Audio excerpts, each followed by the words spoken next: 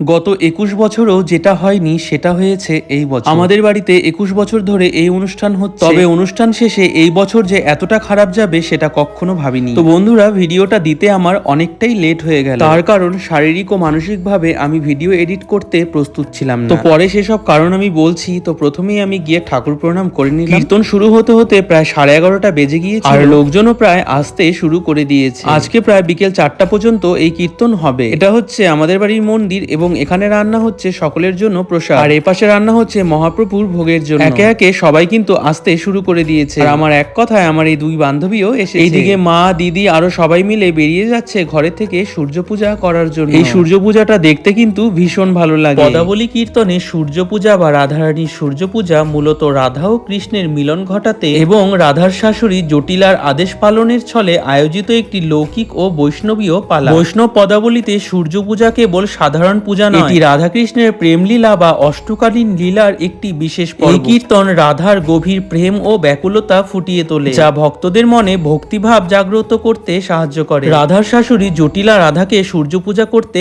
আদেশ করে। এই সুযোগে সখীরা রাধাকে কৃষ্ণের কাছে নিয়ে যায় এবং সেখানে রাধাকৃষ্ণের মিলন ঘটে। এক কথায় পদাবলী কীর্তনে সূর্য পূজা হলো প্রেম লীলার একটি ছল বা পথ, যার মাধ্যমে রাধা ও কৃষ্ণের মিলন সাধিত হয়। এইবারে সবাই বসে গেল সূর্য পুজো করার জন্য। আমি একটু টাইমে একটা কাজে বেরিয়েছিলাম, এসে দেখি পুজো শেষ এবং সিঁদুর খেলাও হয়ে গেছে। তারপরে মায়ের সাথে ছবি তুললাম এবং দিদিকে খুব সুন্দর একটা ভিডিও বানিয়ে দিলাম। তোমরা যদি জানতে চাও আমি কেন প্রথমে ওই কথাগুলো বললাম, তাহলে কমেন্ট করো, আমি পরের ভিডিওতে তোমাদের জানাবো। Thank you so much for watching this video.